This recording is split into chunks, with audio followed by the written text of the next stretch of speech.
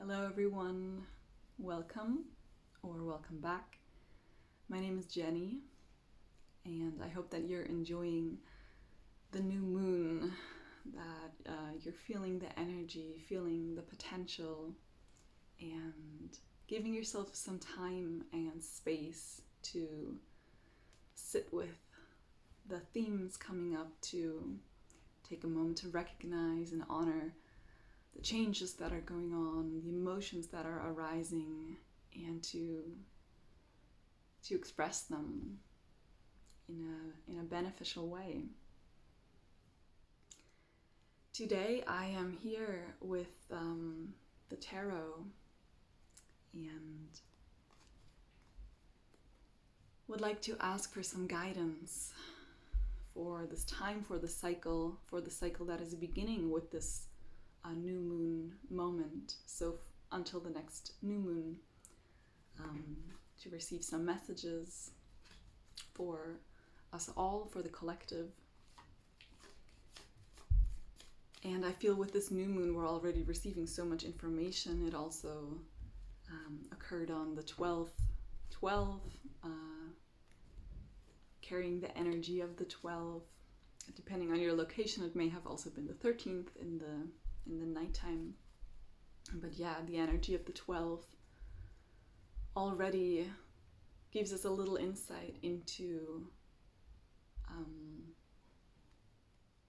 the moon. I feel like it's a good moment to settle in the space first, and I invite everyone who's here to close your eyes just for a moment if you feel comfortable, if you can do that at the moment, and to take a deep breath together with me, breathing in fully and letting it out gently. Let's do that another time, breathing in and breathing out. With that exhale, allowing what has been this far to pause and rest for a moment. And with the last inhale, inviting in the energy of this space, breathing out, allowing yourself to settle in your body.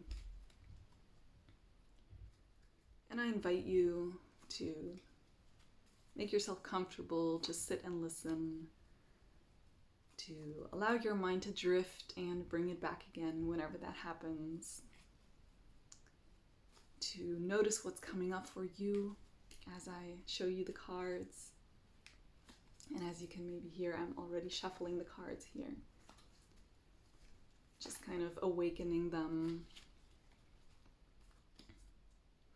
So with the 12-12 energy that we had yesterday, we are already being shown a glimpse of the story. In the tarot, the 12 in the major arcanum is the Hanged One. And the card may seem scary or it may seem funny, but it really depends on the perspective we take.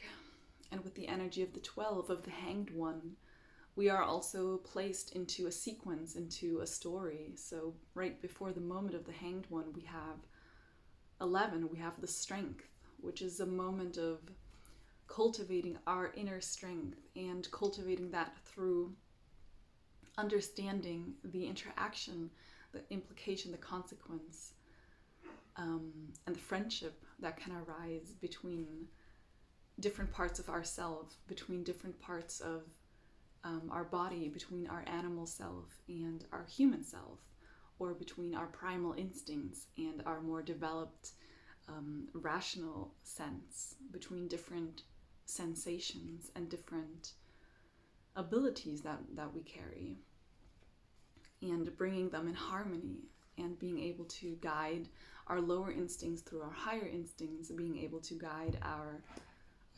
primal instincts through the gift of being able to pause and reflect and therefore alter our reaction.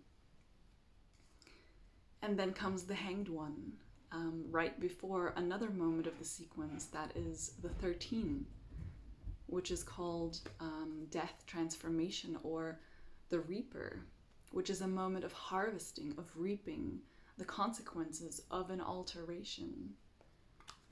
And that alteration is a change, meaning something is transforming. Something that was once this is transforming into that, undergoing a process. But what was before is no longer, because now we have something else.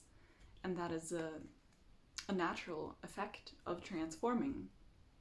So with this middle point right in between, the Hanged One, it's a moment of understanding what that process implies. It's a moment of understanding maybe a sacrifice that needs to be made, of letting something go. It's really a process of surrendering, of letting go, of allowing the change, allowing the transformation. And also for me, really being able to find a sense of balance in a situation that we may feel like we are being turned upside down. We may feel like we're dangling without solid ground underneath us. We may feel like we're not sure how long this is going and how we're getting out and when it's going to end. But still carrying our trust and staying true to our intention. It's also a card that often reminds me of an inverted tree pose from the yogic asanas. And for me, therefore, it's also an invitation to ground ourselves, to find ways of balancing ourselves, but showing us that balance can be unique and can come in many forms. And finding a unique way to maybe train your balance with your body.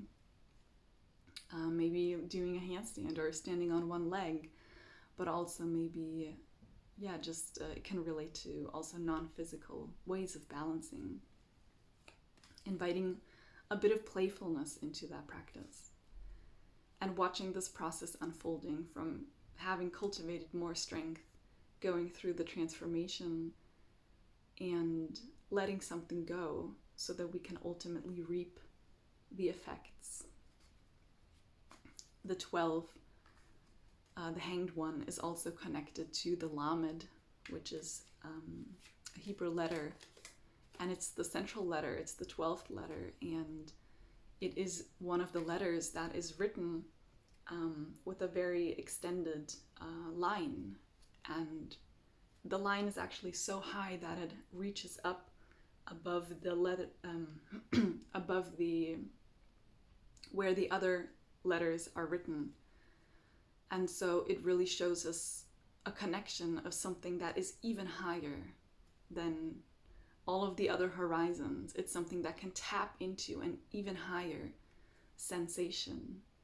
And it's placed right in the center, also bringing in that balance, that focal point, that center point. The Lamed is also represented by a staff. And it's this kind of staff that we can hold in our hand. We can use it to lean on, but we can also really connect ourselves with the ground. We're connected with the sky and with the ground. And another aspect of the Lamed is that it is used in the Hebrew word lev, or leb, which is the word for heart. And so this Lamed is an important part of the heart. It's the beginning of the heart, the ul. And the other part of the lev, the vav, is represented by a tent peg that kind of holds it together. So this Hanged One is also asking us to connect with our hearts and reminding us of the power that the heart has to stay connected with something even higher, with something even bigger.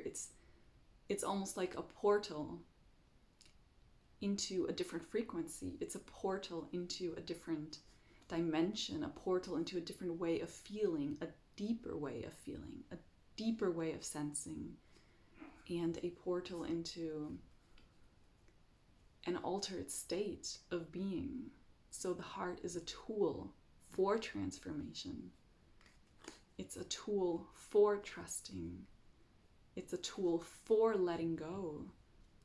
It's a tool for inviting in. So yeah, we already are able to find all of that wisdom just by seeing on what are the synchronicities, in which moment is this happening. And each and every one of you can do that for your own lives, of course. What is going on the day that this new moon takes place? What is happening in your life? What themes have been brought on your table? What conversations have you been having? What did you write in your journals? What has been in your dream? What emotion has arisen? What sensation have you observed in your surrounding, in your neighborhood, in your workplace, wherever you have been, in your nature?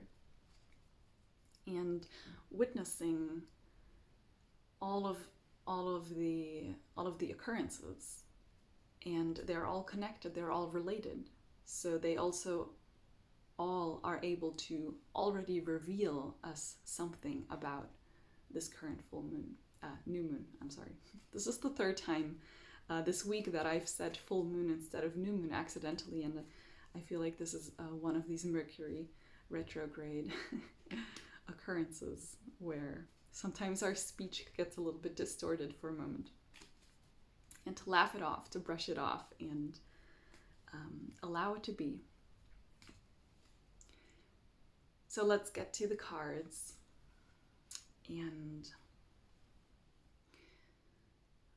I would like to ask for guidance for the collective, for all of us, inviting our spirits that accompany us in benevolent ways, the frequencies that allow us to open and receive, that allow us to integrate, the frequencies that allow us to compassionately observe and invite in the love and the wisdom of your core being, of your ancestors, of the natural world around us and in us. So I'm going to pose 3 questions, and the first question I'm asking, what is something that we're learning with this cycle? What is this new moon offering to us as a teaching? What are we learning? And what is the teaching of this new moon moment?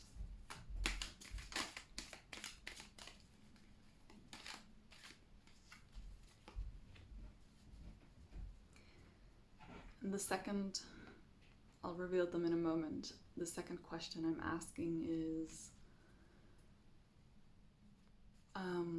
what will help us to sharpen our focus in this time? What would help us to stay focused on what is important for us right now, individually, collectively, cosmically, helping us focus. And I'm also going to choose a card from this deck, which is the Motherpeace deck. And I'm going to ask, what will help us to integrate all of the blessings, the messages, the challenges, the information that we're receiving right now? What will help us reflect and integrate? What will give us support?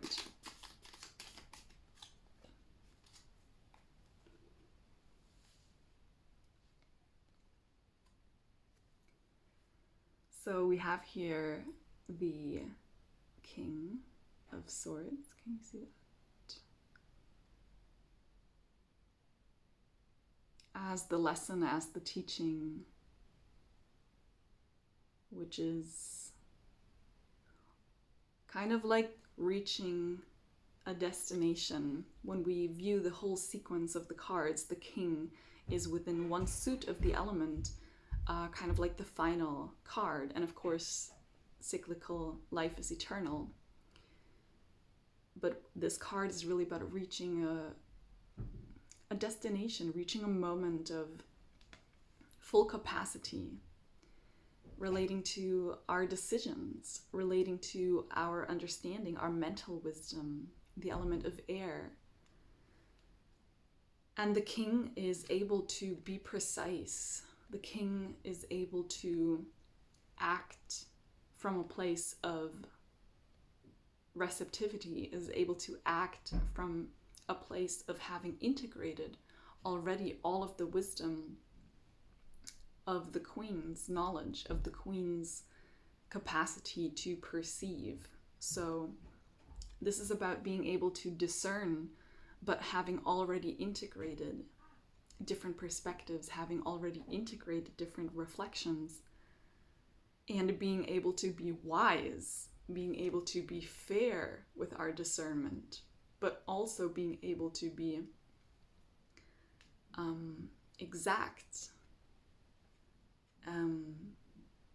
carrying an intrinsic authority from knowing that the decision we are taking is the best decision, from knowing that the thought we are choosing to cultivate, to feed, to hold on to is the best thought we can hold on to and cultivate for the process that we are in, because we have been already in a phase of reflecting and inviting in that kind of confidence. But also this card feels very airy to me. It feels very light. There's a lot of light blue. You can see the butterfly that is here on top in between these two kind of moons, and there's many more butterflies. So it's also really speaking of transformation, and it's reminding us again of the phases of the moon, which brings in the feeling of the lunar sensations, bringing in the feeling, the sensing, and really allowing that sensing and that feeling to be a key component of our logic, being a key component, being an advisory consultant for our logic, for our quality to make those decisions. And as you can also see on this card, it's a much bigger figure here than everything that is in the background. So it's also about taking perspectives that are beyond the normal dimensions of what we perceive in the day-to-day life, in the physical world. It's taking an even higher form. So I also feel that it's showing us that our capacity to form certain thoughts and to work with certain thought patterns is right now reaching a point where we are growing beyond ourselves. And I also very much feel that we are also really being pulled also by Mercury retrograding right now. We are being pulled into looking and viewing at the past. And for a lot of us, especially like the past 15 years ago, where some of us were teenagers, some of us were maybe in different phases, and really, or maybe it's for all of us, this going back into our childhood, into our teenage years, and viewing what was of importance to us. What thoughts did we have? What were the patterns in our minds going on? And understanding now how to deal with those same thoughts from a much higher frequency, and from a body, an etheric body and a physical body that has grown beyond itself, that has extended into a new form, kind of like evolving our shape and taking on like the next, like if you were the main character and now you've undergone this transformation and now you have like a new suit and a new tool set and maybe some changes in your ways of speaking. You've maybe learned new words that sound more developed and that make you feel more confident. It's also about a newly acquired confidence in how we express. And expression goes beyond just spoken word.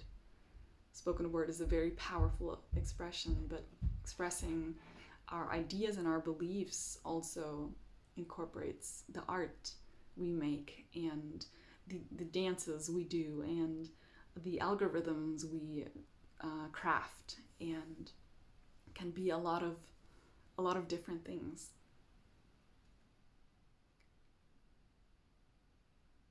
And it's important to kind of wear also this gray coat, this gray cape, which is gray, a color symbolizing balance. It's when we mix white and black, what we then receive. So it's a muted white and a muted black. It's understanding that between that polarity there is a perspective, and about having the determination to arrive at that perspective, about utilizing the gift of our own willpower to make a choice to want to arrive at the middle point, and to utilize that as a center point, as a focal point for your body, and to make a clear decision from that point, so that we can bring that balance into the world through the consequence of our choice, through the consequence of our action coming from that place of balance and center, because we extend and we bring out into the world. That's how we manifest. That's how we impact and change the world, your life, your experience, and also thus others' experiences, because it's all enmeshed and it's co-mingled and co-created. It's important that we utilize the life force we've been given with dignity. And a king is also a figure that if we don't view it as a king, but for example in many indigenous tribes there are not kings, but there are like trying to think of the English word for this, there are kind of like the chief of the tribe, and that chief of a tribe has a very important function, and that function extends beyond just his own or her own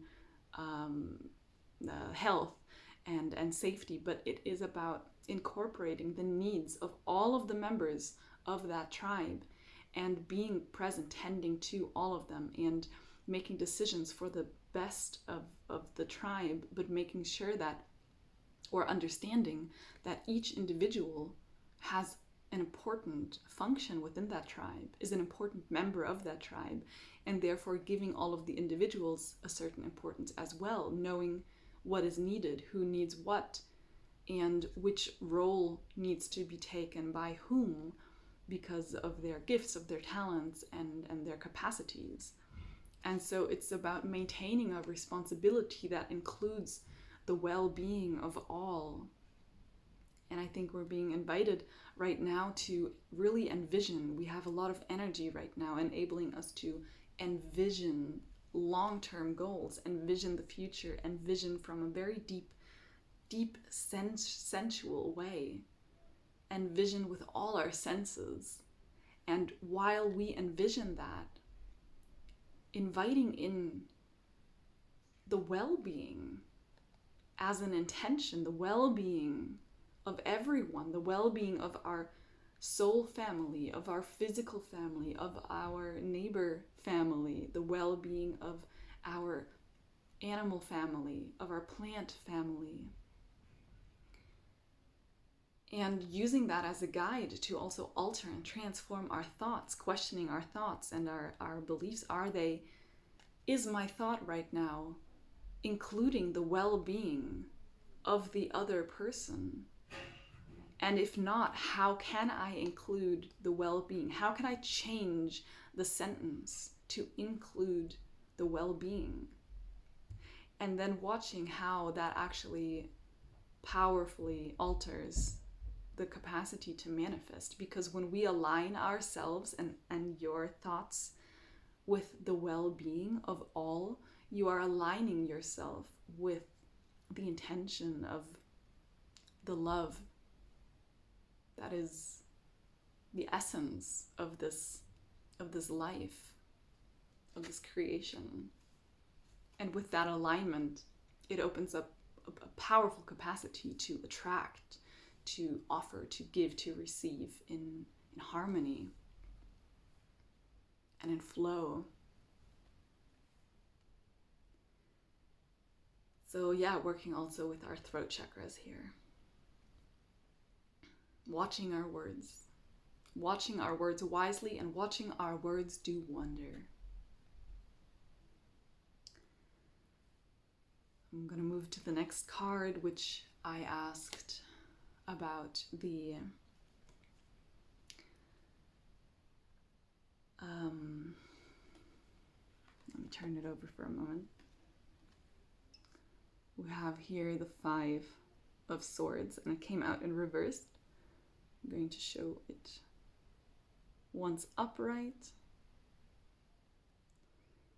and the reversal.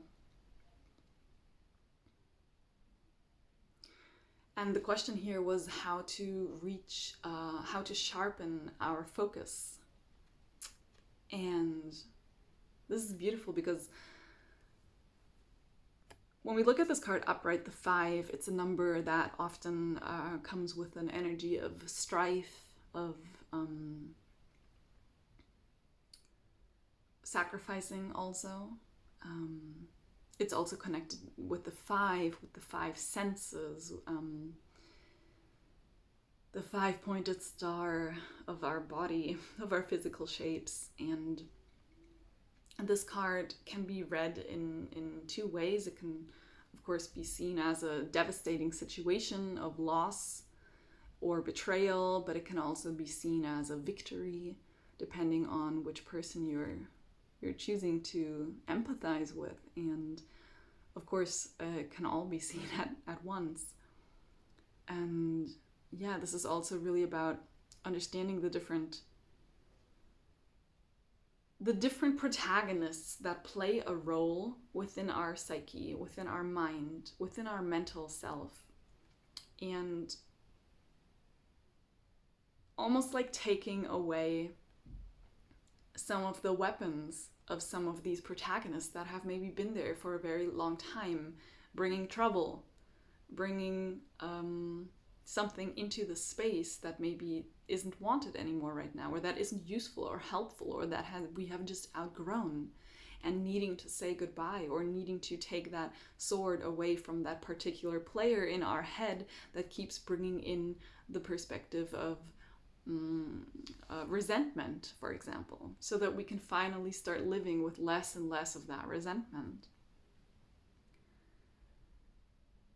And this figure who is collecting these swords almost is really wearing this green cape of the heart. And so it's again the heart that is kind of layered on top of the energy of the primal force, on top of the life force energy that is there shining with compassion. And again, we have the gray in the clouds. We have the element of water as well, which is our emotional body, our emotional self. And this figure that is leaving is wearing yellow, so maybe it's also a certain identity that is leaving, a certain part of the ego that is leaving. And it's not leaving because we don't need any ego at all and it has never been useful, but maybe we've outgrown and now it's time to say goodbye. And maybe also the ego on itself just wants to go.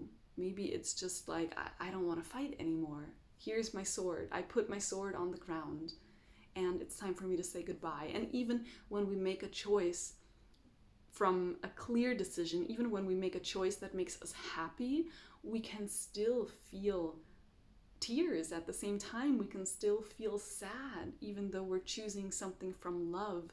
It can still feel so sad to us, and it's important to acknowledge the process. Acknowledge the process. But as well, this card comes in reversal, and as important as it is to acknowledge that process, let us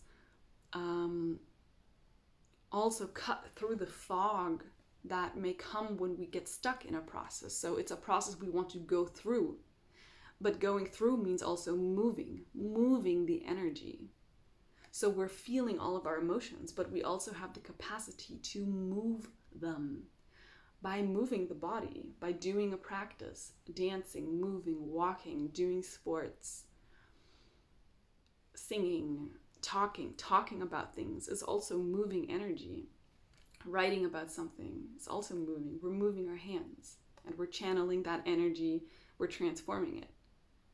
We're allowing it to be expressed. So that's also an important part. And the most important part is because we remember that we have grown and that we are a bigger version of a self right now. When we have thoughts where we really notice that they connect back to the pattern that we maybe had with 15 years old, 16 years old, we don't allow that pattern to be established again.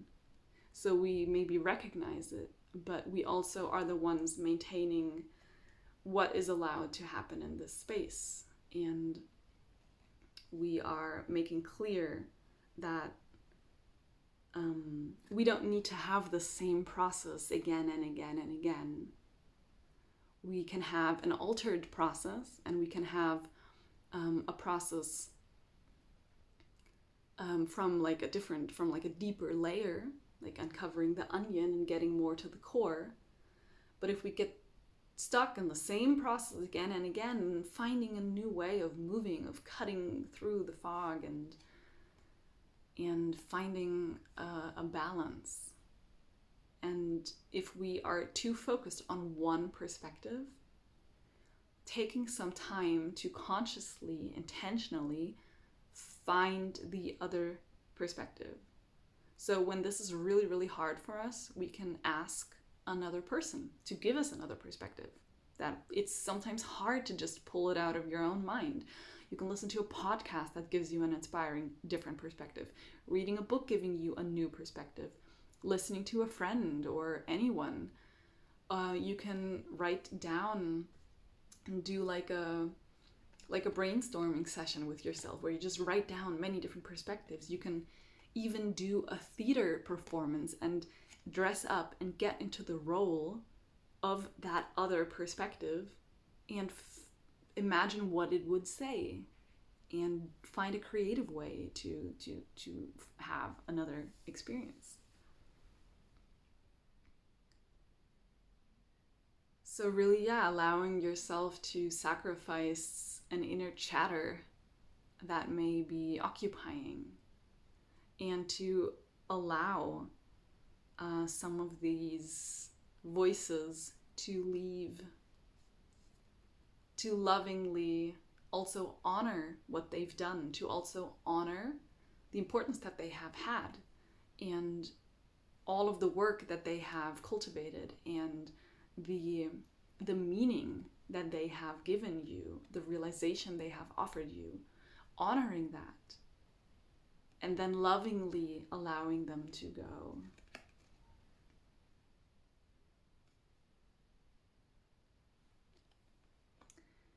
And for the third card, I had asked about a supportive message for integration during this time. And we have another 5. We have the 5 of Cups. which is, yeah, it's an interesting 5. As you can see, there are 5 sea stars here that are in different interactions with these 5 cups. We have a lot of air energy here, as you can see. We have a lot of blue, air energy. We have a lot of voice chakra, throat chakra vibration. And I actually had a really long conversation yesterday with people about the power of our voice and the ability of our voice to also really open up our confidence, to open up the way that we walk through life. The working with your voice and strengthening your voice can help you to really achieve more. It can help you be more successful, because with more confidence comes more success. And it can just help you feel better. And the voice is a powerful carrier of information and a powerful source of information as well. We can use the voice to explore different worlds and dimensions. We can sing, we can make sounds, we can create stories, and all of that allows us to receive and to offer information through words, but also just through hearing the vibration. We can translate that into images, into words, and we can use the voice to travel into the subconscious realms, into different brainwave states, where we can then also access those images, the memories, the wisdom, and a really deep well of wisdom, of information.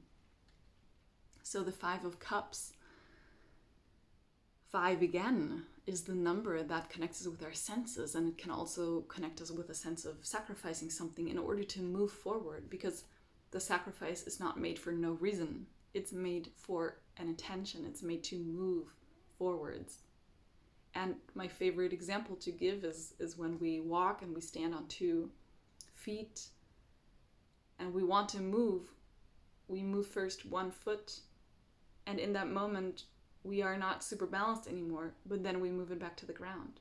But then that process continues. But in doing that, we move forwards. And of course we can also hop, but most humans choose to walk, and it does feel quite more pleasant, at least for me, because of how the body is shaped, right? Of course, other beings in nature hop much more, like the kangaroo, for example. But yeah, so the 5, as being an odd number, it also represents a little bit of this imbalance. But this imbalance is always in service of movement and of change. So 5 is really a number of movement, of change, and also of connecting us with our breath. Again, the throat chakra. In the major arcanum, it's the Hierophant, it's the he, it's the breath. And the breath being a tool to also alter the body, alter the chemistry, alter the frequency, and being a divine tool that was, I mean, there are stories saying it was blown into the body, and of course this is a metaphor. We use words like inspiration. We feel inspired, which means we are filled with the air of inspiration. We are filled with the mental inspiration, inspired. And also aspiring. When we aspire to be something, when we aspire, a certain goal in life. And so these sea stars are really in different phases, and I feel like this is really about utilizing the cyclical movement of a phase.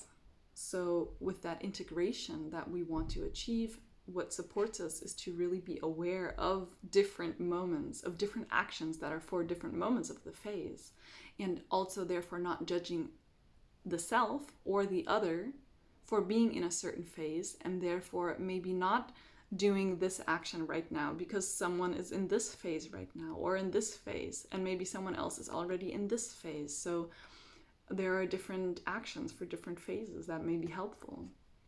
And ultimately, it's a cycle, it's a circle.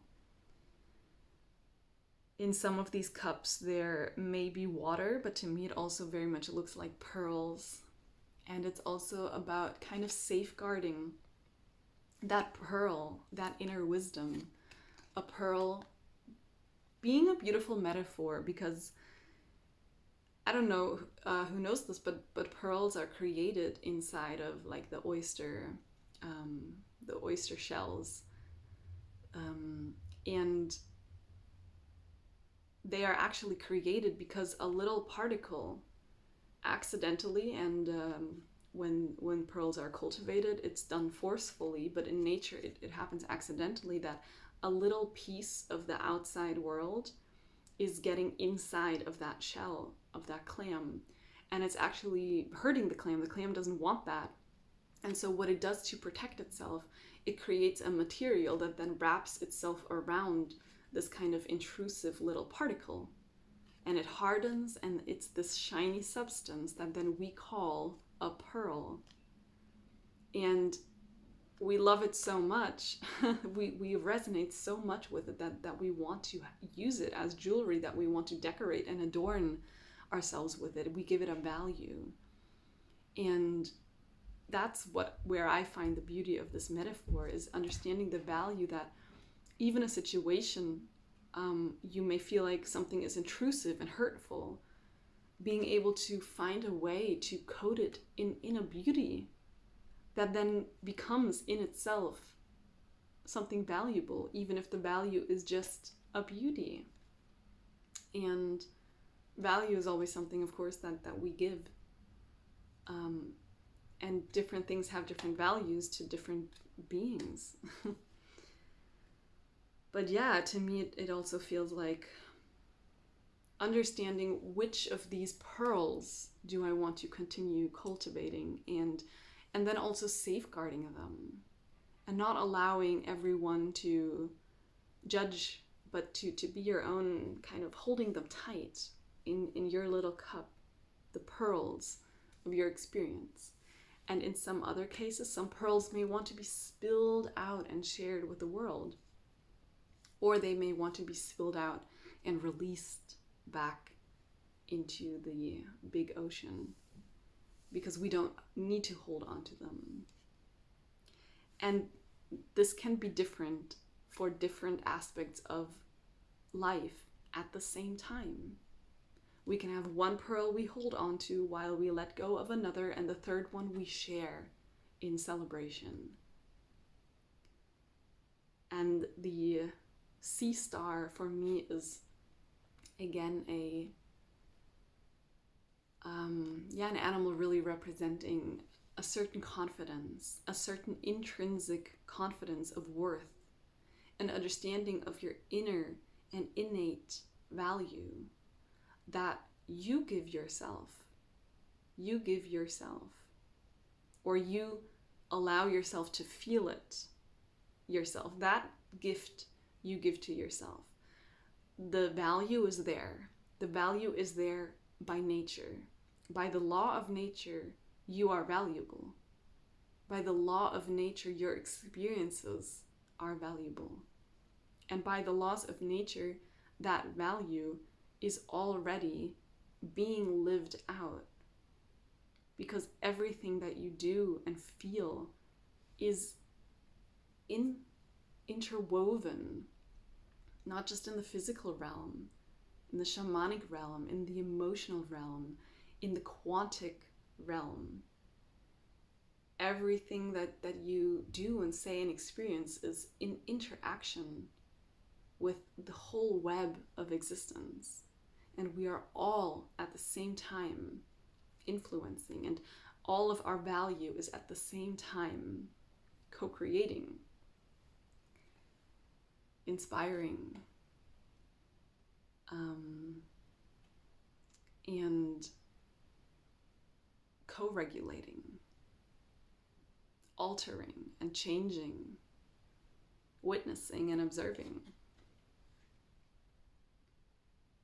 So I feel it's about really allowing emotions to be released. We also have Venus in Scorpio right now, in sextile with the retrograding Mercury, and on the other side in sextile with Lilith, which Mercury is in trine with Lilith and in trine with Jupiter, which means that Venus is also opposite of Jupiter. And this whole constellation is something that I feel is so deeply sensible at this time.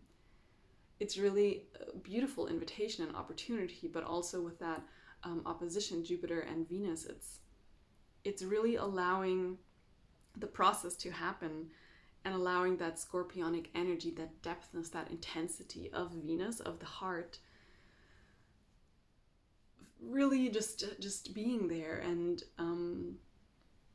not tapping back into feeling unsafe, but allowing your own value, your own worth, and your own power, and your own instinct, and your own mental capacity to actually bring that safety back into your observation, bring that safety back into your experience, bring that safety back into your perspective, and to utilize that feeling of abundance and protectedness and safety to really utilize all of your ability, your force, your force of compassion, your force of sensitivity, your force of physicality to transform. And again, as we already mentioned, to utilize that force for the well-being, to incorporate the well-being of the collective, to be a regal king, to be a just chief, to be a king embodying a queen, with a queen at the side in equal share, advised through the capacity of love and compassion and of intuition. We also have Neptune in Pisces in square, so this intuition and this allowing the spiritual self to also really have more of an influence in our long-term decision making, where we don't only act from a certain drive of things that we are accustomed to, but really inviting in consciously. Because if we don't invite in consciously, we may feel a certain unease arising, because it's that part of ourself that wants to be included. It's that spiritual throat chakra frequency that wants to speak out something maybe we've not allowed ourselves to acknowledge fully, or we didn't know how to place it into our lives, how to integrate it, or we didn't know what all of the visions mean. And it's not about finding out the correct meaning of the visions, but allowing the visions to simply arise and to give them a place of honor as well, to give them a place of contemplation, and to include those perspectives within your whole toolbox of different perspectives, and then finding the center point and allowing that center point to actually find you, dropping into the center point, and understanding the movement that comes not with pushing more, that comes with resisting less, and well, sometimes also pushing more through, but this kind of movement that comes with deeper sinking into truth, a movement that comes with a deeper falling into alignment, because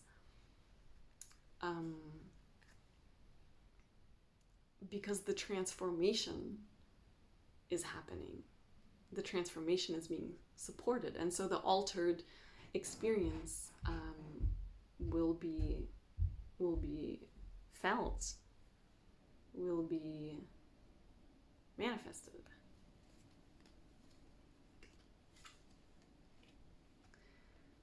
Yeah, so again, we have here this king reminding us to be wise and precise and to embody that matured perspective of our thoughts, and reminding us to compassionately let go all of those ancient thoughts from our past, from also past times, that to just let them go, and all, while letting them go, honoring what they have given us, all of these new tools, these new swords, and the work that they've done, how they've contributed, and lovingly release. And also integrating all of the process in a cyclical way, understanding there are different movements for different moments of the cycle, for different parts and aspects of the process, that they can happen simultaneously, and to invite in the inner confidence, the inner value, the inner self-worth that is intrinsic, to find the pearl and to understand how to craft a pearl from experiences in your life, and how to turn something, anything, into something beautiful, giving it a sense of value, and then discerning what to do with that pearl.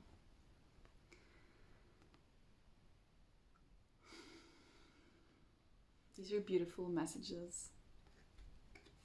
I thank the spirits so much for helping us to receive. I thank the creators of these two beautiful decks so much for offering us a tool to receive and images and symbols to connect with. I thank the sun and the moon and all of the planets in transit right now I thank them for being visible and witnessable, and for showing us, teaching us, and guiding us, for being expressions of something inside, and for reminding us of important aspects of life. And I thank each and every one of you for taking a moment to sit and listen, for your curiosity, your willingness, and your interest to introspect, to self-reflect, and to learn, to share also. I would love to read or listen to what comes up for you in this moment, what comes up for you through the cards, any interesting insights that you have, and what is your takeaway message. I would love for you to, if you want to share any of that in the comments, I would love to read it, and I'm sure many other people will benefit from that perspective as well. And to really offer each other these different perspectives, I think is a key tool also for us at this moment. And activating that throat chakra, utilizing the gift of sharing information and sharing an expression, an authentic expression. So with that, I thank you so much. Take another deep breath just to end this moment of the day, this session, breathing in joyfully and out softly, flowing in back into a different part of the world, of the day. If you are interested in working more with the tarot cards and finding some personalized, inspiring messages, and taking a deeper dive into your own life, your own soul, your evolutionary intentions, and exploring your emotions, you can contact me for a personal reading. I would love to support your process in that way. Or if you're interested from a more astrological perspective, I also combine them both. And if you would love some regular updates and little astrology insights, you can join the channel on Telegram, the Web of Wonder container.